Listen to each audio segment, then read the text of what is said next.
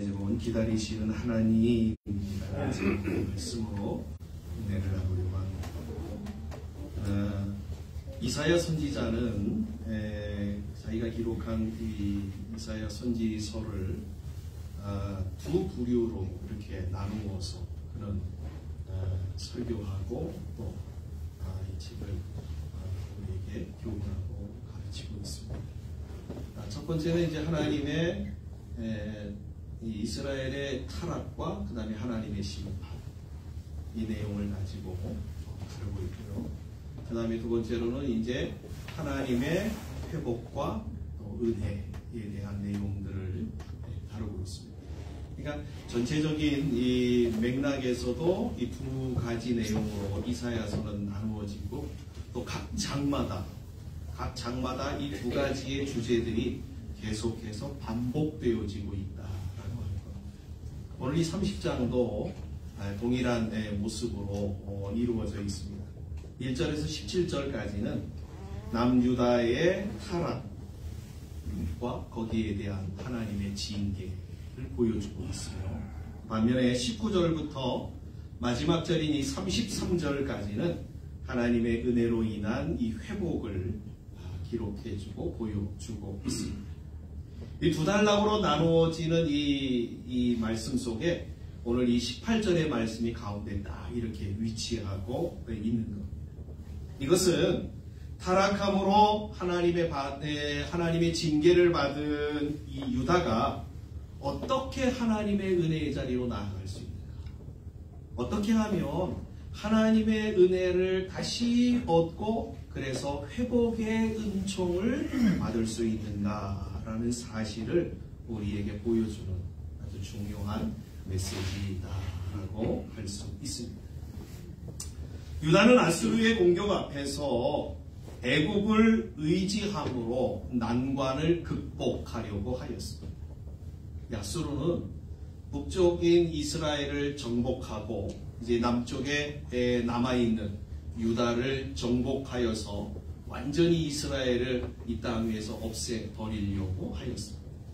그래서 남은 유다를 공격하였습니다.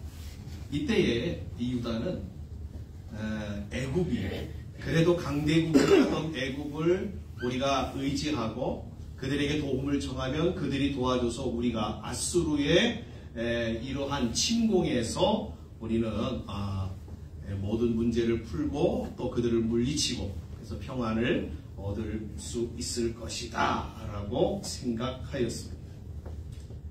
그런데 성경은 오늘 이 말씀은 하나님은 이러한 이 아수르의 공격 앞에서 유다가 이 애굽을 의지하는 것을 가리켜 뭐라고 얘기를 하냐면 그것 불신앙적 행동이다, 이렇게 성경이 말하고 있다라고 하는 것입니다.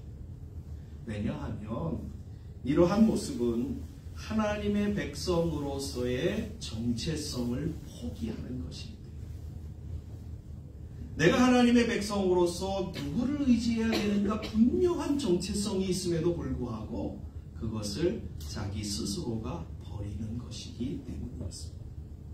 또한 이러한 죄는 하나님의 존재 자체를 부정하는 것이었기 때문에 하나님은 그들을 가리켜 너희들의 모습은 불신앙적인 모습이었다, 이렇게 말씀하고 있는 것입니다. 사실 유다는 다윗의 신앙 위에 세워진 나라입니다. 다윗의 신앙으로 인해 하나님은 유다를 복되게 하셨고 그 복이 지속될 것을 약속해 주셨습니다.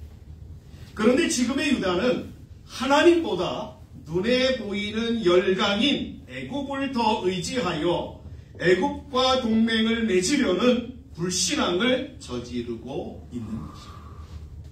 그런 유다를 향해서 하나님이 이렇게 말씀하셨어요. 오늘 30장 2절과 3절에 보니까 이렇게 말씀하고 있어요. 우리가 한번 성경을 한번 보겠습니다. 아주 중요한 말씀입니다. 그들이 바로의 세력 안에서 스스로 강하려 하며 애굽의 그늘에 피하려 하여 애굽으로 내려갔으되 나의 입에 묻지 아니하여도다. 그러므로 바로의 세력이 너희의 수치가 되며 애굽의 그늘의 피함이 너희의 수욕이 될 것이다. 하나님이 지금 이 유다를 책망하는 내용이 크게 두 가지로 나눌 수가 있습니다. 첫 번째로는 하나님 앞에 물어야 되는데 묻지 않았다. 하나님을 의지해야 되는데 의지하지 않았다. 두 번째로는 이러한 애굽을 의지하는 것이 자기들에게 유익이 되고 복이 되고 자기들에게 힘이 되고 자기의 문제를 풀 수 있는 그러한 해법인 줄 알았는데 그것이 도리어 독이 되고 해가 되고 자기의 발목을 잡는 올무가 되어졌다라고 하는 것이 하나님의 말씀인 것입니다.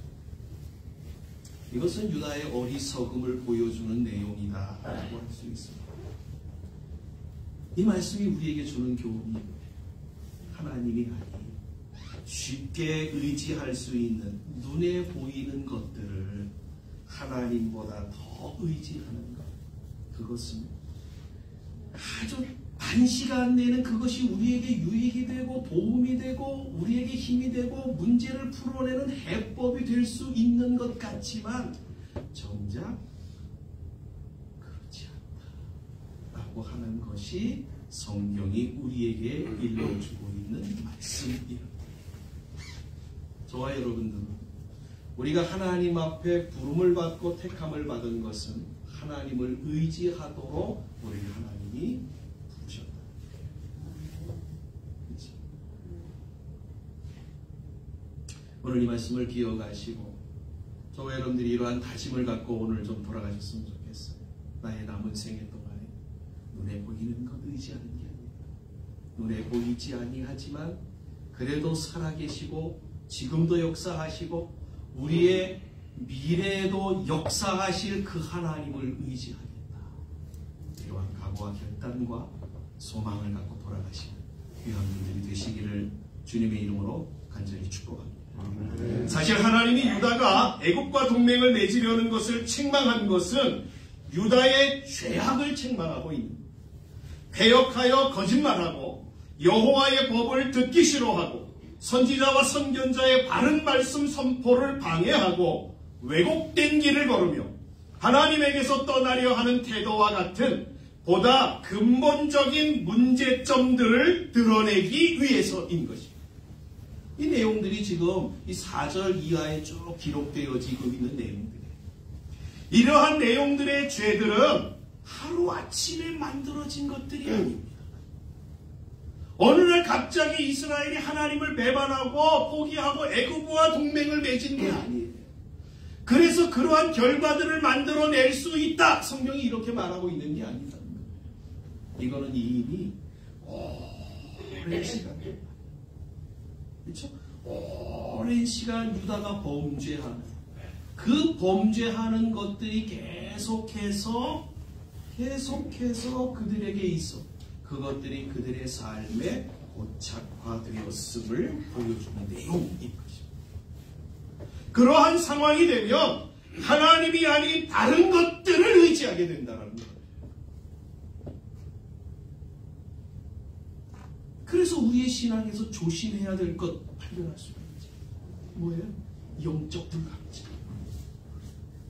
여러분, 작은 죄라도 우리가 그냥 놓쳐버리고 그것들을 소홀하게 여기고 그것들을 그냥 우리의 삶에서 아예 별거 아닌 것처럼 여김으로 그냥 용납해버리면 그것들이 결국에는 우리의 발목을 잡는다. 그렇죠? 우리의 허리를 올가매는 올무가 되어진다라고 하는 것이 성경의 말씀입니다. 우리의 옛말에도 있잖아요. 바늘 도둑이 그렇죠? 영적인 우리의 삶에서 작은 거라도 용납하면 절대로 그것 때문에 넘어질 수 있다라고 하는 사실을 기억하고 우리는 영적 경각심을 갖고 끊임없이 죄와 싸우고 자신과 싸우는 삶을 살아내야 될 줄 믿습니다. 하나님은 이러한 내용들, 유다가 범죄하고 그래서 하나님 앞에 어떠한 모습으로 그들이 살아와서 이러한 결과들을 초래하게 되었는가라는 것들을 하나님은 책에다 기록하여서 후세에 알리라 이렇게 말씀하고 있습니다. 알리라라고 하는 내용이 무슨 의미가 있겠죠? 후세 사람들, 그의 자손들은 이러한 실수를 답습하지 말아야 된다라고 하는 하나님의 교훈이 이 안에 담겨져 있는 것입니다. 물론 우리가 하나님께 범죄하면 하나님이 험중한 벌로 이 범죄한 것들에 대하여서 하나님이 분명하게 책임을 물으시는 것은 맞습니다. 그러나 저와 여러분들이 기억하셔야 될 우리 하나님은 어떠한 분이시냐면 그 죄를 물으시고 책망하시면서도 끊임없이 우리를 사랑하시는 하나님이시다라는 것입니다. 우리가 하나님에 대해서 우리가 늘 고백하고 여러분 교회에 오면은 늘 듣는 게 있잖아요. 하나님은 사랑의 하나님이시다. 맞습니다. 하나님은 저와 여러분들을 사랑하십니다. 그래서 하나님은 우리가 연약하여 넘어지고 실수하는 것들에 대하여서 그냥 하나님이 징계하시고 심판하시는 그런 하나님이 아니라 우리에게 다시 만회할 수 있는 기회와 시간과 그러한 또 은혜를 우리에게 제공하시고 허락하시는 분이시다. 우리가 맞이한 새해도 이와 같습니다. 우리가 한 해 동안을 지난 한 해를 살아오면서 실수하고 내 멋대로 살아오고 하나님 뜻과는 거리가 먼 그러한 삶을 살았던 모든 시간들을 정리하고 이렇게 새롭게 새로운 도화지에다 새로운 그림을 그리듯이 새로운 새해를 하나님이 허락하심으로 다시 각오하고 결심하고 결단함으로 우리의 주어진 시간들을 살아갈 수 있는 그러한 은혜를 주신 게 바로 새해인 것입니다. 소망하기는 우리 성도님들이 올 한 해를 하나님이 나라를 사랑하신다고 하는 이 사실을 좀 기억하시고 그래서 하나님이 내가 하나님의 말씀대로 살아감으로 하나님의 복 가운데서 사는 것 그거 하나님이 가장 원하시고 기뻐하시는 일이시다 라는 사실을 기억하시고 그렇게 살아가신 귀한 분들이 되시기를 주의 이름으로 간절히 축복합니다. 본문 말씀은 하나님이 유다에게 기회를 주시는 말씀이라고 제가 말씀드렸습니다. 18절의 말씀을 다시 한번 보도록 하겠습니다. 하나님이 어떠한 기회를 주시는지 한번 보겠습니다. 그러나 여호와께서 기다리시나니 이는 너희에게 은혜를 베풀려 하시며 일어나시니 이는 너희를 긍휼히 여기려 하시며 대저 여호와는 정의의 하나님이시라 그를 기다리는 자마다 복이 있도다. 지금 하나님이 아닌 눈에 보이는 애굽을 의지하고 있는 그래서 하나님의 징계를 받고 있는 유다에게 하나님은 지금도 그들을 기다리고 계신다라고 말씀하고 있다라는 것이에요. 그렇죠? 오늘 이 기다리시는 하나님 그 하나님이 어떠한 하나님인가 우리가 한번 좀 생각함으로 우리가 하나님의 주시는 은혜를 우리가 나눠보자. 첫째, 하나님이 기다리신다라고 하는 것은 그의 택한 백성들을 먼저 그리고 완벽하게 사랑하시는 사랑의 하나님이시다라는 사실을 보여주는 일러주는 내용의 말씀인 것입니다. 18절의 말씀에서 중요한 단어가 하나 있는데 그게 어떠한 단어냐면 그러나 여기 오늘 말씀에 우리가 처음에 시작하는 단어가 그러나이지 않습니다. 그러나. 이 그러나라고 하는 단어는 어떤 의미를 갖고 있냐면 그들의 불신앙에도 불구하고라는 거예요. 또 다른 의미가 하나 있는데 그들의 불신앙에도 불구하고 하나님은 너희를 사랑하신다라고 하는 의미가 담겨져 있는 반면에 또 다른 의미는 어떤 의미냐면 그들이 돌아올 때까지 할 수 있는 한 기다리시는 하나님이시다라는 사실을 보여주고 증거해주는 말씀입니다. 그렇죠? 그러니까 그러나라고 하는 이 단어 하나만 여러분들이 이해하시면 오늘 은혜 다 받아요. 그렇죠? 하나님은 어떠한 하나님이시라고요? 그럼에도 불구하고 하나님. 그 다음에 어떻게 해요? 끝까지 우리를 기다리시는 하나님이시고, 이처럼 하나님이 유다를 기다리신다라고 하는 것은 유다를 심판하기 위함이 아니지요. 그들을 구원하고 그들을 다시 회복시키고, 그래서 그들에게 은혜를 베풀고 그들에게 사랑을 공급하기 위해서 하나님이 기다리시는 겁니다. 이 기다림의 모습을 아주 멋지게 표현하고 있는 성경 내용이 하나 있습니다. 어딘지 아시죠? 금방 이해가 되실 거예요. 누가복음 15장에 있는 우리가 보통 이야기하고 있는 탕자의 비유, 두 아들의 비유, 그렇죠? 두 번째 아들의 비유에 이 하나님의 사랑, 기다리시는 하나님의 사랑이 아주 잘 묘사되어져 있습니다.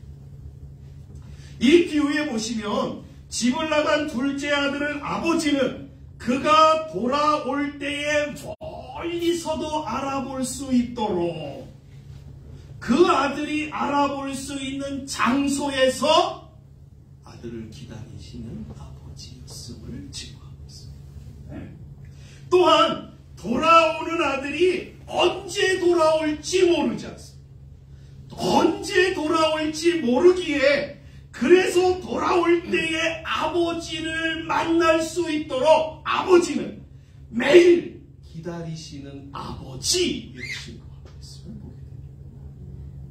그리고 아들이 돌아왔을 때에 여러분 한번 생각해 보십시오. 아들이 아버지를 떠났으면 아버지하고 딱 이렇게 만났을 때에 어떠한 모습이 되겠습니까? 쭈뼛하지 않겠습니까?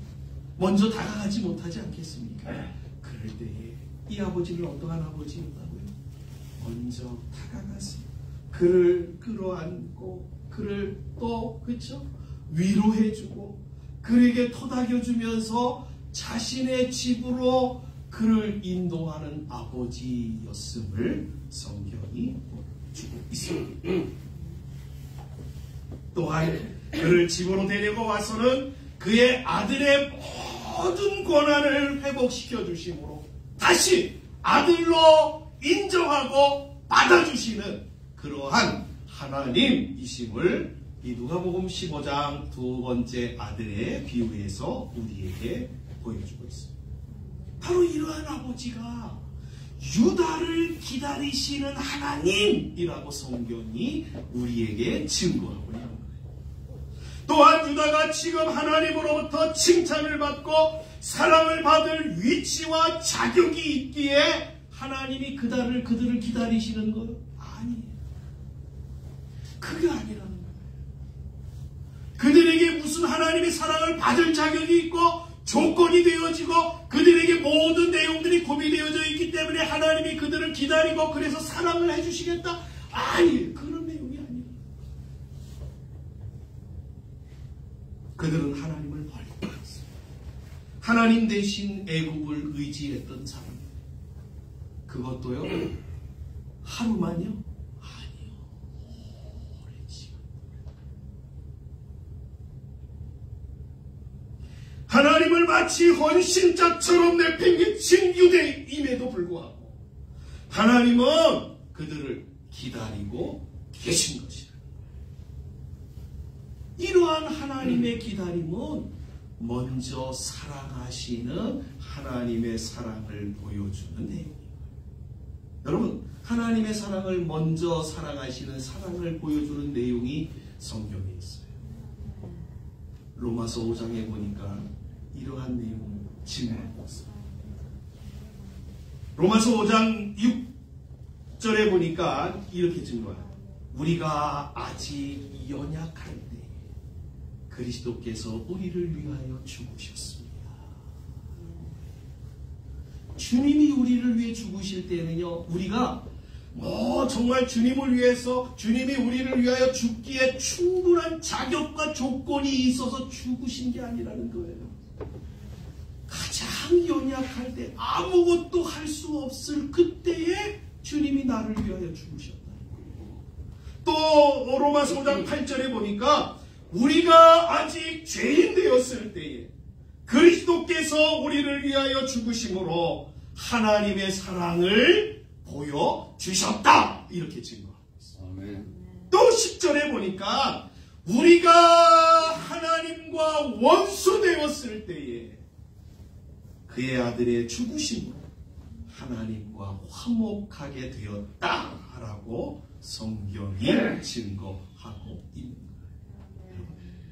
우리가 하나님이요, 하나님 앞에 먼저 나아갈 수 없습니다. 먼저 사랑할 수 없습니다. 하나님이 우리에게 먼저 손 내밀지 아니하고 우리에게 두 팔 벌리시지 아니하면 절대로 우리는 어떻게 해요? 하나님의 은혜로, 하나님의 사랑과 구원의 자리로 나아갈 수 없어요. 그런 우리를 하나님이 긍휼히 여기시고 두 팔 벌려 기다리시는 그러한 하나님, 먼저 사랑하시는 그러한 하나님이시다라는 사실을 오늘 이 말씀 속에서 우리에게 보여주고 있습니다. 그 단어가 뭐예요? 그러나. 이러한 그러나의 은혜가 오늘도 지속되어집니다. 오늘도 저와 여러분들에게 주어지는 은혜임을 믿으시기를 주의 이름으로 축복합니다. 그렇죠? 네. 저와 여러분들이 이 사실을 기억하시고 우리 이렇게 살아요. 내가 인생 가운데 살다 보면 내 마음대로 안 되는 일 많잖아요.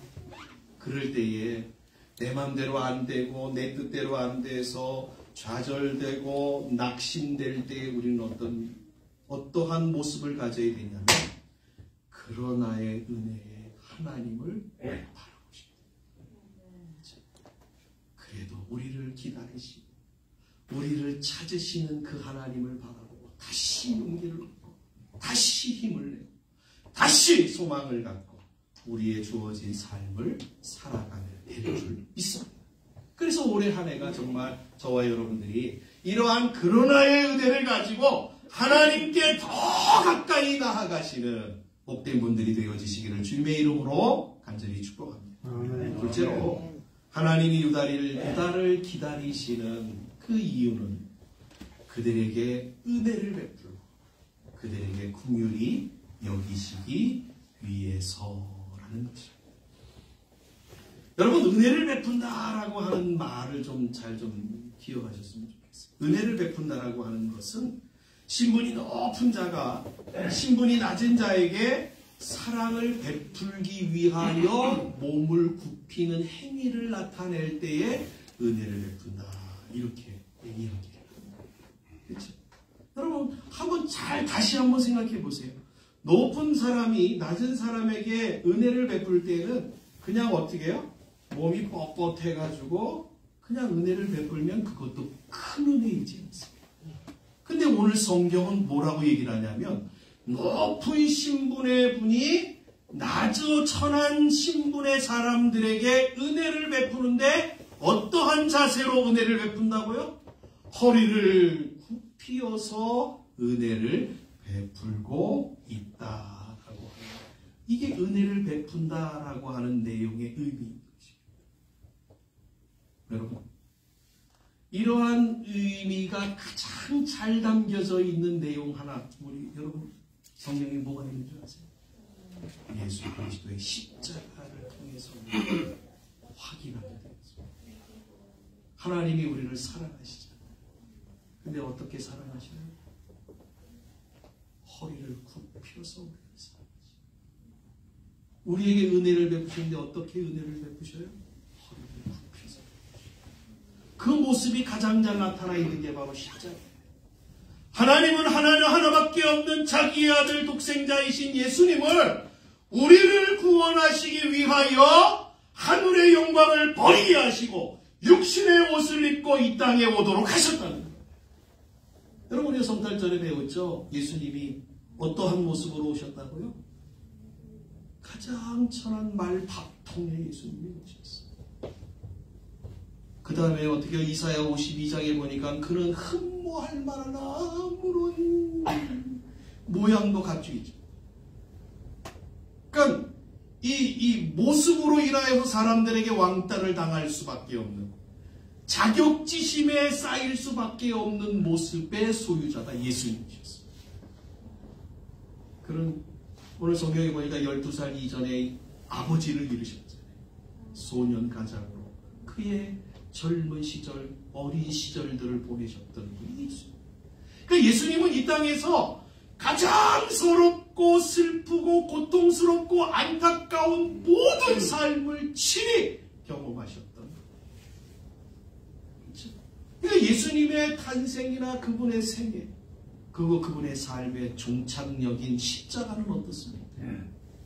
가장 극악무도한 죄인들이라 할지라도 로마인들은 절대로 십자가에 달리지 않는 그 십자가에 죄 하나 없으신 예수 그리스도가 달리시다. 탄생과 죽으심까지 그는 가장 비참한 모습의 삶을 사셨어요. 이게 뭘 보여줍니까?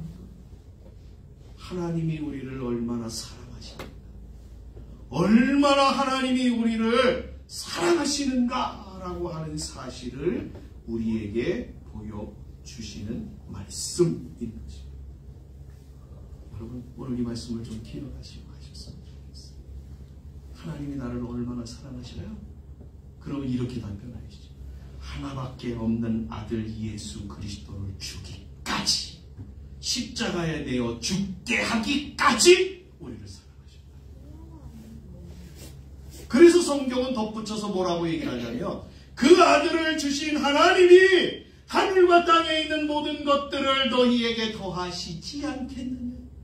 무슨 얘기예요? 아들보다 더 귀한 거 없다는 거예요. 아들을 주셨으면 나머지는 하나님이 주시겠다는 약속하시죠. 하나님의 사랑이 있어요. 저와 여러분들은 하나님의 사랑 안에 부름을 받은 자들이에요. 하나님의 사랑 안에서 우리는 주님의 은총을 얻은 자들이에요. 저와 여러분들이 이 사실을 기억하시고 우리의 주어진 삶을 힘있게 살아가시기를 주님의 이름으로 간절히 축복합니다. 또한 하나님이 기다리시는 이유를 오늘 그렇죠? 긍휼히 여기시기 위해서라고 우리에게 증거하고 있습니다. 그런데 오늘 본문 말씀을 잘 한번 보시면 이렇게 되어 있습니다.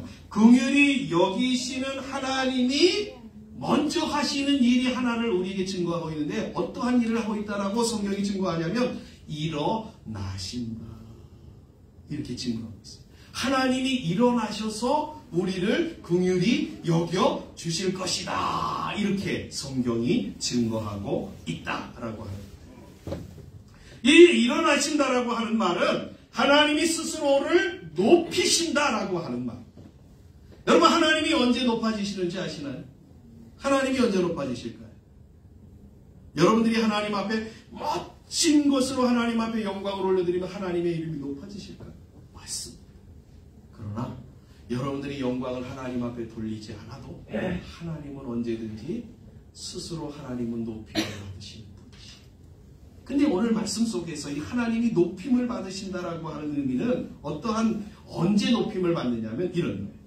하나님이 그를 신으로 인정하지 않는 주변 이방 민족들을 징벌하시고 심판하심으로 말미암아 그들로 하여금, 야, 하나님이 진짜 신이구나, 우리 하나님 앞에 항복하였구나, 그래서 두 손 들고 하나님 앞에 나올 때에, 그래서 하나님을 참 신으로 인정할 때에 비로소 하나님의 이름이 높아지게 되어지는 것이다 라는 것으로 이야기하고 있습니다. 말은 그러니까 무슨 얘기냐면 이런 거예요. 하나님이 이방 민족들을 유다에게, 야, 하나님이 일어날 거야 라고 말씀하시는 것은 너희의 대적자들이, 너희를 괴롭히고 있는 모든 이방 민족들을 내가 어떻게 하겠다고? 징계하고 물리쳐주겠다라고 하시는 말씀. 그러니까 지금 유다에게 긍휼을 베푸시는 하나님이 어떠한 하나님이냐, 이걸 보여주는데, 그 하나님은 충분한 능력을 갖고 계신 하나님이시다를 보여주고 있는 말씀인 것입니다. 여기 긍휼히 여기다라는 이 말은 하나님이 우리를 긍휼히 여기신다. 여러분, 긍휼이라고 하는 단어가 아주 좋은 단어예요. 긍휼히 여긴다라고 하는 말은 어떠한 의미냐면 깊이 사랑한다, 자비롭다 라고 하는 의미를 갖고 있는데요. 이 말은 어떤 의미 속에 있냐면 젖먹이 아이에 대한 어미의 사랑을 언급할 때에 이 긍휼히 여긴다 이 단어를 씁니다. 또요, 어려운 처지에 놓여있는 사람들 불쌍히 여겨 그 사람에게 필요한 사랑을 나누고 낼 때, 베풀어 줄 때에 그것을 가리켜 긍휼히 여긴다 이렇게 말씀합니다. 그러니까 하나님이 우리를 긍휼히 여기신다라고 하는 말은 이 매기로 해결하면 어떻게 풀 수 있어요? 하나님 마치 우리의 부모가 되시고 우리는 자식이 되는 거죠. 하나님이 부모로서의 사랑으로 우리를 돌보신다.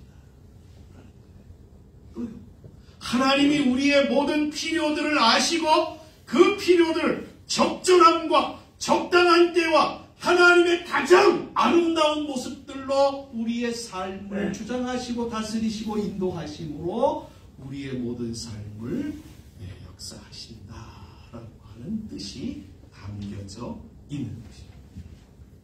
현재 유다에게 꼭 필요한 것이 무엇일까?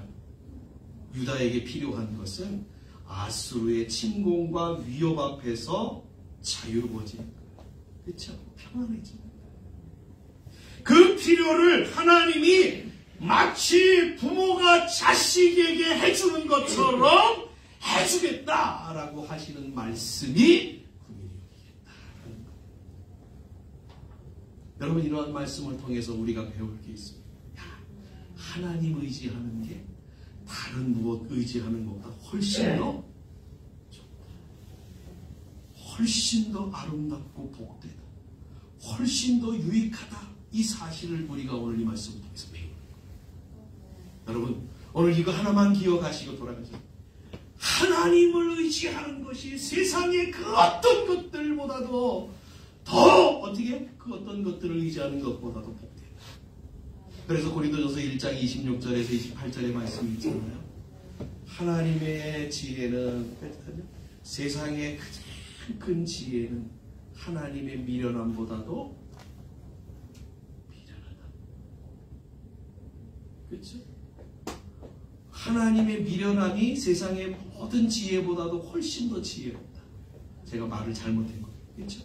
그 다음에요, 하나님의 힘은, 가장 약한 힘은 세상의 가장 강한 힘보다도 훨씬 더 강하다. 하나님의 없음은 세상의 가장 부유함보다도 더 많다고요. 성경이 이렇게 증거하고 있어요. 그러면 우리가 세상의 부유함과 힘셈과 세상의 지혜로움을 의지하는 것보다도 하나님의 미련함과 하나님의 없음과 하나님의 연약함을 의지하는 것이 훨씬 더 좋다라고 하는 거예요. 좋다라고 하는 거예요. 저와 여러분들이 이 말씀을 붙잡고 하나님을 전적으로 의지하는 복된 분들이 되시기를 주님의 이름으로 간절히 축복합니다. 셋째로, 하나님의 은혜와 긍휼은 정의의 하나님을 기다리는 자들에게 주어진 것이다 라는 사실을 우리에게 성경이 읽어주고 있습니다. 하나님은 당신의 눈에 어린아이와 같은 긍휼의 대상인 유다가 더 이상 이방의 공격으로 고통 중에 머물기를 원치 않습니다. 따라서 그들이 돌아오기만 하면 즉각적으로 그들을 보호하사 안익게 하여 주신다. 이렇게 말씀하고 있는 중요한 것 여기 하나 있습니다. 중요한 게 여러분, 에스겔서 37장에 보니까 하나님이 뭐라고 말씀하시냐면 이렇게 말씀하시죠. 내가 너희들 다 안다. 내가 너희들 사정이 어떻고 형편이 어떻고 너희들의 장래가 어떻게 될 것인지 내가 다 안다. 그러나 내가 안다고 해서 너희들에게, 너희들이 내 자식이라고 해서 내가 너희들에게 좋은 것 주는 게 아니야. 단서 하나 담겨있어요. 그게 뭐냐면 기도해라. 그러면 내가 주겠다 라고 말씀합니다. 여러분, 오늘 성경의 말씀이 바로 하나님이 그들을 긍휼히 여기시고 은혜를 베푸시고 그들의 모든 사정을 아시는 그런 하나님에는 분명해요. 그러나 하나님이 그들의 은혜를 베푸시는 그 시점이 어디예요? 긍휼히 여기시는 그 시점이 어디예요? 하나님께로 이스라엘 백성들이 하나님을 바라보고 하나님을 기다리는 시점이다 라고 성경은 우리에게 말씀해 주고 있다라고 하는 것입니다. 그렇죠? 하나님이 언제 그의 백성들의 억울함을 풀어주실까요? 그렇죠? 저와 여러분들이 하나님 앞에 우리의 억울함을 신원하고 하나님 앞에 내려놓고 하나님의 도우심을 구할 때 그때 하나님이 개입하신다 하는 것입니다. 오늘 이 기다리라 라고 하는 말씀이 오늘 말씀해 보니까 2번이나 나오잖아요. 앞에도 하나님이 기다리신다 이렇게 얘기를 하고 또 그 다음에 하나님이 너희도 하나님을 기다리라 이렇게 2번 말씀이 나오지 않습니까? 이 단어 같은 의미의 단어입니다. 그러니까 이 기다린다라고 하는 말은 하나님이 그의 백성이 회개하고 돌아오기를 기다리시듯이 위기의 상황에서 그리고 인생의 항로에서 여호와의 구원을 바라며 그들 기다리는 자들에게 하나님이 어떻게 해요? 하나님이 즉각적으로 응답하시고 역사해 주시겠다라고 하는 말씀인 것입니다. 우리가 살아가고 있는 삶의 현장에서 우리는 무슨 일을 만날지 모릅니다. 우리가 해결할 수 있는 문제들이 있지만 우리가 해결할 수 없는 그러한 문제들도 있습니다. 그러한 문제들을 만날 때에 우리의 힘으로 도무지 힘들고 해결하기 어려운 문제들을 만날 때에 그때 우리가 어떻게 해요? 유다처럼 힘 있는 사람을 찾는 것이 아니라 하나님을 찾는 것이다 라고 하는 것입니다. 눈에 보이는 것을 의지하여 찾아다니는 것이 아니라 보이지 아니하시지만 지금까지도 우리의 삶을 인도하시고 앞으로의 우리의 모든 삶을 인도하시고 약속하신 그 하나님을 의지하고 그분께 나아가는 것이다 라고 하는 사실을 우리에게 일러주고 있습니다. 시편 34편 18절이 이렇게 증거합니다. 너희는 여호와의 선하심을 맛보아 알지어다. 그에게 피하는 자는 복이 있다. 여러분 하나님을 의지하고 하나님을 바라보는 자 성경에 복이 있다. 오늘 말씀에도 하나님을 기다리는 자에게 복이 있다 이렇게 말씀하고 있지 않습니다. 그렇죠? 그러한 자들에게 하나님은 여호와의 선하심을 맛보아 알게 하여 주시는 것입니다. 소망하기는 우리 성도님들이 오늘 일러주시는 말씀처럼 하나님을 기다리시는 그러한 분들이 되시기를 주님의 이름으로 간절히 축복합니다. 자, 그러면 어떻게 하나님을 기다리는 걸까요? 어떻게 하는 것이 하나님을 기다리는 것일까? 이걸 좀 우리가 배워야지 않겠습니까? 우리가 하나님을 기다리는 가장 좋은 방법은 이겁니다. 믿음으로 기다리는 거예요. 믿음. 앞에서 설명드렸듯이 우리가 어떠한 존재인지를 다 아시는데도 불구하고 하나님은 우리를 끝까지 기다리시는 하나님이다라고 하는 것을 믿는 거예요. 또한 우리를 기다리시는 그 하나님은 우리에게 은혜를 주시고 긍휼히 여겨주시고 우리를 사랑하시는 그러한 하나님이라고 하는 것을 분명히 믿는 겁니다. 어떠한 상황이 일어나고 내 목에 칼이 들어와도 절대로 하나님을 배반하거나 하나님을 떠나거나 하나님을 버리지 않는 것, 그게 믿음이라. 하나님을 기다리는 모습이 어떠한 모습이라? 이 모습이라. 저는 여러분들이 이러한 모습으로 이 한 해를 살아가시기를 주의 이름으로 간절히 축복합니다. 아멘. 그러면 하나님이요, 여러분들이 마음을 갖고 이 믿음으로 살겠다라고 하는 오늘 이 말씀을 듣고 결단하고, 그래서 결단하고 오늘 이 성전문을 나서면서 내 발걸음에 이 믿음을 심어낼 때 하나님이 여러분의 발걸음들을 주장하실 줄 믿습니다. 하나님이 여러분의 이 한 해 동안의 삶, 아니 남은 모든 생의 삶을 하나님이 역사하시고 하나님이 그분의 선하심을 맛보아 알게 되는 놀라운 은혜로 여러분의 삶을 인도하여 주실 줄 믿습니다. 믿음은요, 기도하면서 하나님 기다리는 걸 믿음이라고 얘기하죠. 성경 읽으면서 어디면 골방에 들어가 성경 읽으면서 하나님 기다리는 것을 믿음이라고 얘기하자.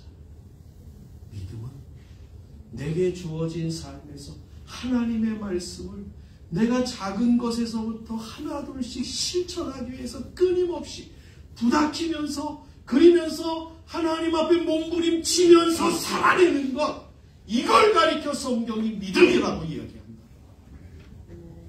저와 여러분들이 오늘 것을 기억하시고 여러분의 삶의 현장에서 이러한 믿음의 증인들이 되시기를 주님의 이름으로 간절히 축복합니다. 하나님 기다립니다. 이럴 때 성경이 뭐라고 얘기한다고요? 복이. 이 복은 다음 주에 좀 생각을 하려고 해요. 그 19절부터 이제 하나님이 이 유다에게 주시려고 하는 복들을 쭉 나열하고 있어요.